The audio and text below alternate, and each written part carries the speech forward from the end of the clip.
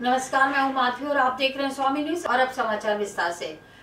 1993 में जो serial bomb blast हुए थे उनमें मास्टरमाइंड माने जाने वाला अब्दुल करीम टुंडा को न्यायालय ने पूरी तरीके से बरी कर दिया है, जिसमें 2 आरोपियों को आजीवन कारावास की सजा दी है, जिसकी तस्वीरें आपके सामने हैं।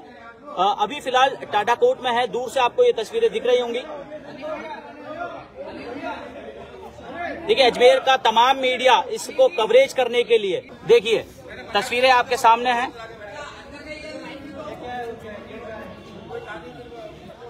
हमीमुद्दीन और इरफान को दोषी माना है, जिसकी तस्वीरें आपके सामने हैं।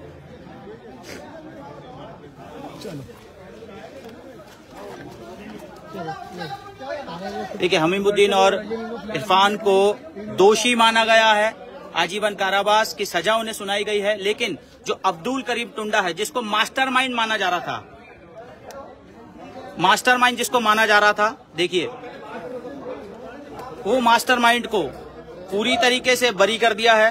देखिए, ये है जिसको अभी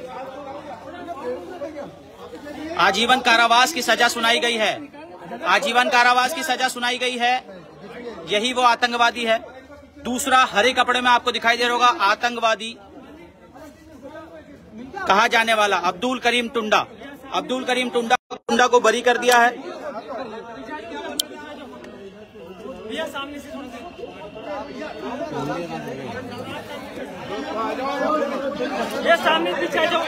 देखिए, एक सजा सुना दी गई है, 2 लोगों को सजा सुनाई है, एक को बरी कर दिया है, अब्दुल करीम टुंडा। यही है अब्दुल करीम टुंडा, जिसको मास्टरमाइंड माना जा रहा था, लेकिन अब न्यायालय ने बरी कर दिया है। एक मिनट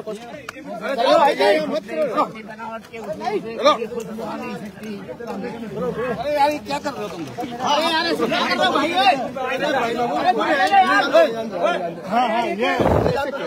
ऐसे बताओ आज आप क्या कहेंगे? कोर्ट ने बरी कर दिया।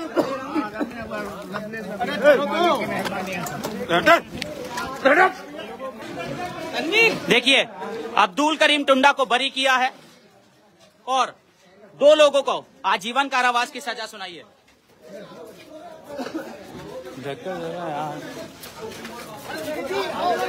क्या हमीमुद्दीन है? क्या आप इरफान है? क्या नाम है?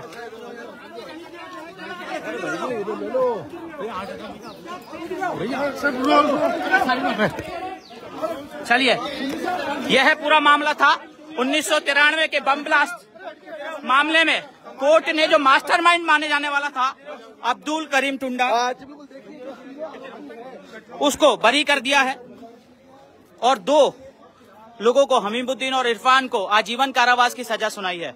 ये तस्वीरें आपके सामने हैं।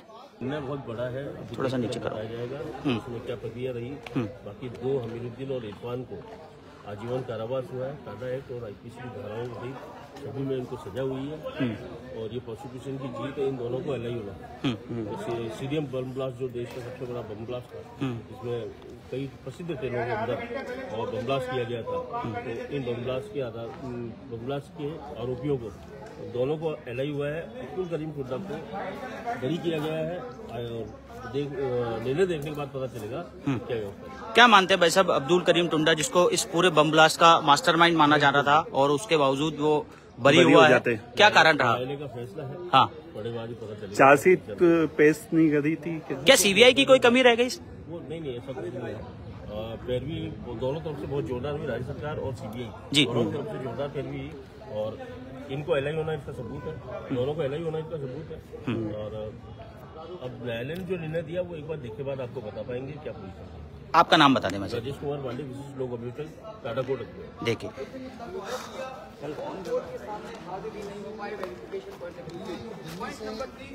दूसरी जो कानपुर से होकर ट्रेन जाती है, उन दोनों राजधानी एक्सप्रेस में बम रखने का इन दोनों का आरोप। और उस आरोप के बाद चूंकि इस केस में पूर्व में कन्फेशन के आधार पे लोगों को दोषी, अन्य आरोपियों को दोषी करार दिया गया और वही बेस कोर्ट ने मानते हुए इन दोषी।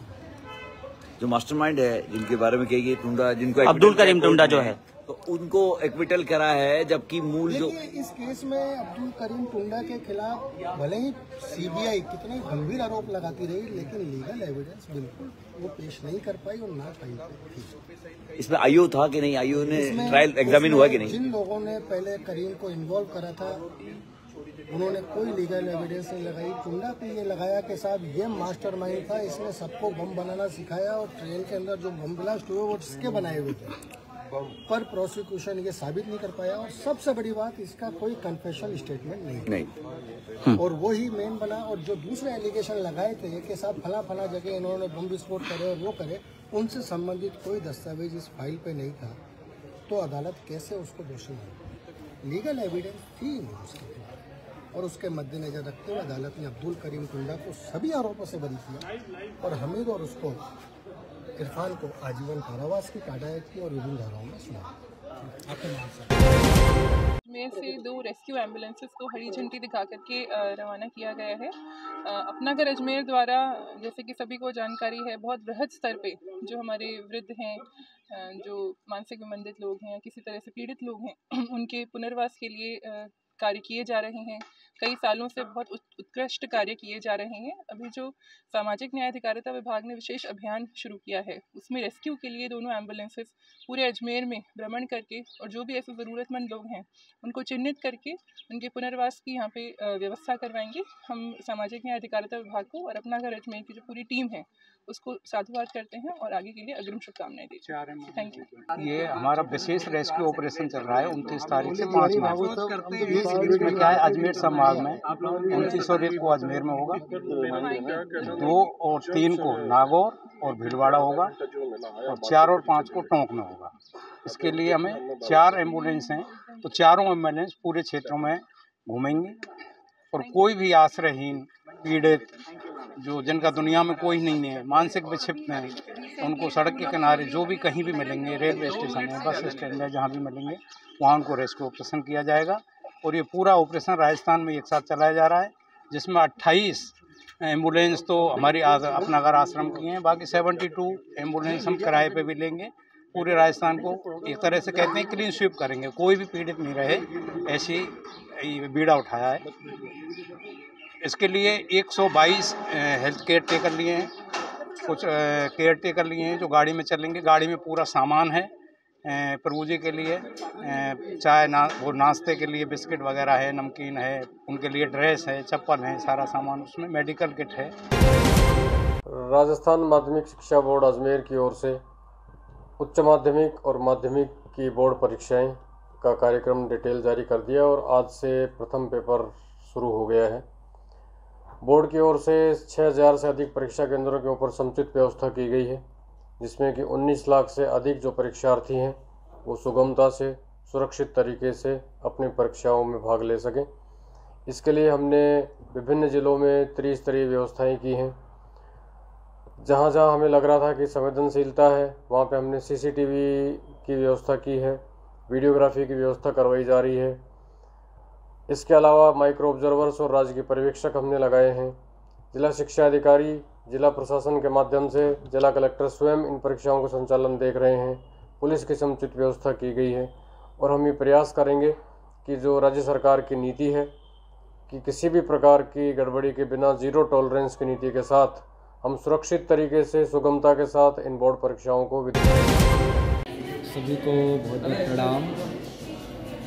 हमारा पतंजलि युवा भारत संगठन जो पूरे देश में है युवाओं को योग से जोड़ने के लिए, उसी कार्यक्रम के लिए हम 3 दिन के लिए अजमेर में योग शिविर था।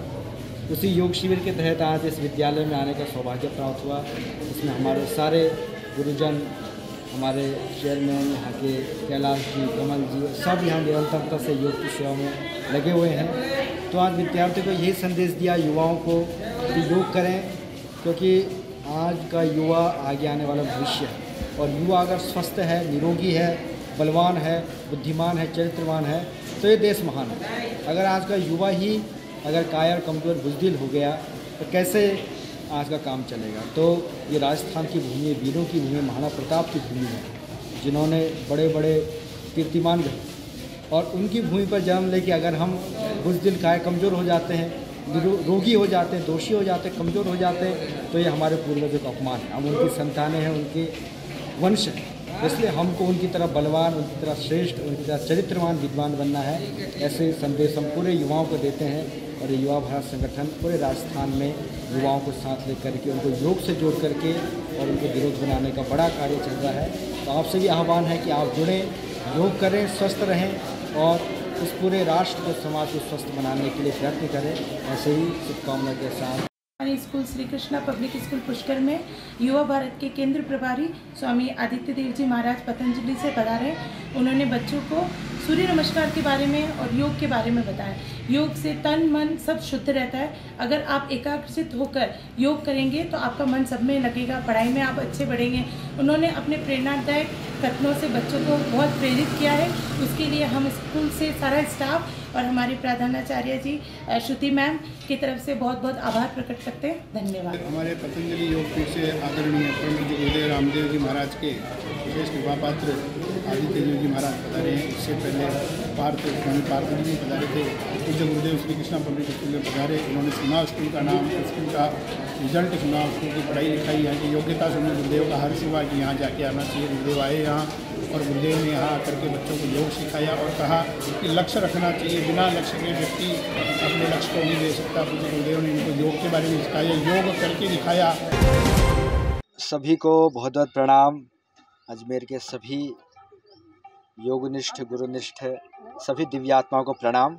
आज हमारा शिविर का अंतिम दिन था। 3 दिन से निरंतर यहाँ योग शिविर चल रहा है इस गार्डन में, विजय लक्ष्मी पार्क पर। और इसके साथ साथ हमने ब्यावर, कल केकरी, अन्य जगहों पर भी प्रवास किया, कार्यकर्ताओं के साथ बैठक की। अपनी पतंजलि योग समिति, महिला पतंजलि योग समिति, युवा भारत, पतंजलि किसान समिति, भारत स्वाभिमान, अपने 5 संगठन, जिसमें हमारे अरविंद जी भारत स्वाभिमान के राज्य प्रभारी हैं, हमारे संदीप जी युवा भारत के राज्य प्रभारी, हमारी मातृशक्ति कैलाश जी, सभी पूरे इस अजमेर को योगमय बनाने के लिए प्रयास कर रहे हैं। और उसी प्रयास के तहत यहाँ 3 दिन का बहुत सुंदर योग शिविर लगा, जिससे हमने लोगों को जागरूक किया कि योग करिए, अपने शरीर को स्वस्थ रखिए। देखिए, आज किसी को डायबिटीज़ हो गया, किसी को थायराइड हो गया, तो ज़िंदगी भर तक गोली खानी पड़ती है। आज खाने के लिए गोली खाओ, उसको पचाने के लिए गोली खाओ, फिर निकालने के लिए गोली खाओ। आज गोली खा खा करके अपने शरीर को कबाड़ा कर दिया। लेकिन योग में इतनी शक्ति है कि आप बिना किसी गोली के, बिना किसी मेडिसिन के अपने शरीर को योग से स्वस्थ बना सकते हैं। कोई किसी साधन की आवश्यकता नहीं। योग, प्राणायाम, ध्यान, इससे आप अपने शरीर को स्वयं, ये प्राण शक्ति, ये आयुर्वेद की शक्ति, ऋषियों की शक्ति जो हमें दी गई हमारे पूर्वजों के द्वारा, इसमें अपार ज्ञान का भंडार है। 1,96,08,53,126 वर्ष पुरानी हमारी सनातन पुरातन परंपरा है और इसका गौरव हमें होना चाहिए। और हम सब योग करें, स्वस्थ रहें। देखिए, योग करेंगे आप स्वस्थ रहेंगे। हम योग सिखा रहे हैं सभी को, हम किसी से कुछ ले नहीं रहे। निःशुल्क योग कक्षा, हमारे सारा पतंजलि परिवार जो भी योग कक्षा लगाता है निःशुल्क चलाता है। और उस निःशुल्क कक्षा में आप अपने रोगों का उपचार करते हैं। और उसी के तहत यहाँ पर एक सहयोग प्रशिक्षण शिविर भी लगेगा अजमेर में, जिसमें आप 25 दिन में असिस्टेंट योग टीचर सहयोग प्रशिक्षण शिविर लेकर के योग ट्रेनर की, योग शिक्षक की एक यहाँ कार्य कर सकते हैं, उसकी पदवी ले सकते हैं। उसके बाद आप योग कक्षा शुरू कर सकते हैं। आपको पूरा योग का ज्ञान भी उससे होगा, तो उसमें भी आप आमंत्रित हैं। और सुबह योग रोज कीजिए, स्वस्थ रहिए, मस्त रहिए और अपने कार्यों को व्यस्तता से कीजिए। ऐसी शुभकामनाएं देते हुए सभी को बहुत बहुत प्रणाम। भारत स्वाभिमान के तहत ये युवा भारत का कार्यक्रम था। पूज्य स्वामी आदित्य देव जी उसमें यहाँ पधारे। उनका 3 दिन का यहाँ प्रवास था और 3 दिन तक विजयलक्ष्मी पार्क में सैकड़ों लोगों को इन्होंने लाभान्वित किया। और हमारी आगे की योजना है कि अभी 25 सहयोग शिक्षक यहाँ बनाएं। प्रत्येक शहर की कॉलोनी में जाकर के योग शिक्षा का वहाँ पर प्रचार प्रसार करेंगे और पतंजलि के माध्यम से जो है हम लोगों को निरोग और स्वस्थ करेंगे। और हमारा ये संकल्प है, किसी भी विभाग में आप चले जाएं तो हमारे पतंजलि की ओर से जो है ना योग शिविर लगाए जाएंगे। और आदरणीय पुलिस अधीक्षक महोदय ने भी यहाँ आकर के हमें आश्वस्त किया कि पुलिस में भी हम 1 महीने का कैंप लगाएंगे। और हमारा उद्देश्य है कि जन जन तक जो है ना योग का प्रचार प्रसार हो। और इसी के साथ ये समाचार बुलेटिन समाप्त होते हैं। मुझे दीजिए इजाजत। देखते रहें स्वामी न्यूज।